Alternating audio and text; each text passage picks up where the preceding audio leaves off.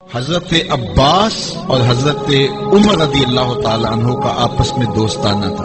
انہوں نے ایک دن بیٹھے بیٹھے عہد کیا کہ ہم میں سے جو شخص پہلے فوت ہو گیا وہ دوسرے کو خواب میں ملے اور قبر کے حالات بتائے۔ اچانک حضرت عمر کا وصال پہلے ہو گیا۔ سال کے بعد حضرت عمر خواب میں ملے۔ اس نے کہا عباس مجھے وعدہ تو یاد تھا لیکن سخت حساب آن پڑا تھا تو میں تو اس کے اندر لگا رہا، تو اب کیا ہوا؟ کہا پھر اللہ نے کہا چلو اس کو یوں ہی معاف کر دو۔ تو کہا چھٹ کے ابھی ابھی آ رہا ہوں۔ تو میں نے کہا وعدہ پورا کر دو، میں اور آپ ٹھیکیدار بن جاتے ہیں جنت کے۔ ہمارے پلے عمل ہے کیا؟ ہیں تو ریاکاری کے شکار ہے ہمارے اعمال۔ رسول کریم نے ارشاد فرمایا جو میں دیکھتا ہوں وہ تم نہیں دیکھتے اور جو میں سنتا ہوں وہ تم نہیں سنتے۔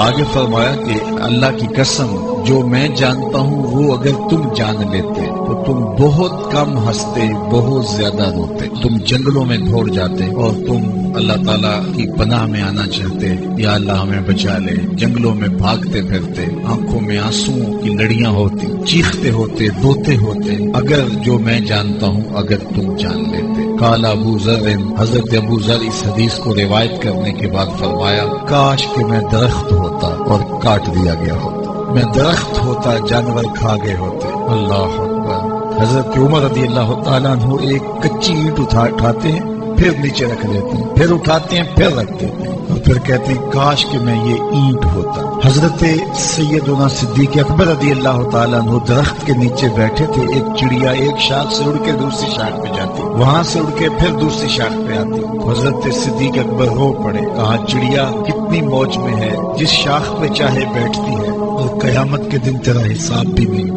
کہا پھنسے تو ہم ہیں۔ رسول کریم صلی اللہ علیہ وآلہ وسلم سے لوگوں نے کہا حضور آپ بوڑھے ہو گئے۔ حضور کی مبارک داڑھی میں سفید بال، سر انور میں بھی سفید بال، اگرچہ ان کی تعداد محدود تھی لیکن ظاہر ہوئے۔ کہا سورہ ہود اور اس کی مماثل صورتوں نے مجھے بوڑھا کر دیا، کیونکہ ان صورتوں میں اللہ کے عذابوں کا ذکر ہے، آخرت کا ذکر ہے۔ یہ وہ بابرکت وجود ہیں، وہ بابرکت ذات ہیں جن کے دامن پہ گناہ کا ایک دھبا بھی نہیں ہے۔ اور میں اور آپ اپنے آپ کو دیکھیں تو ہم کہاں کھڑے ہیں؟ حضور نے حضرت عائشہ سے کہا، زوجہ ہے رسول کریم صلی اللہ علیہ وسلم، محبوبہ محبوب کائنات، لیکن ان سے بھی میرے حضور نے کہا عائشہ گناہوں کو کبھی چھوٹا نہ سمجھنا، گناہوں کو حقیر نہ سمجھنا کہ یہ چھوٹے ہیں کوئی بات نہیں، اس سے کیا ہوگا، اس دن حساب ہوگا، اس دن پوچھا جائے گا۔ تو اپنی زندگی کو مرتب اور منظم کر کے رکھو۔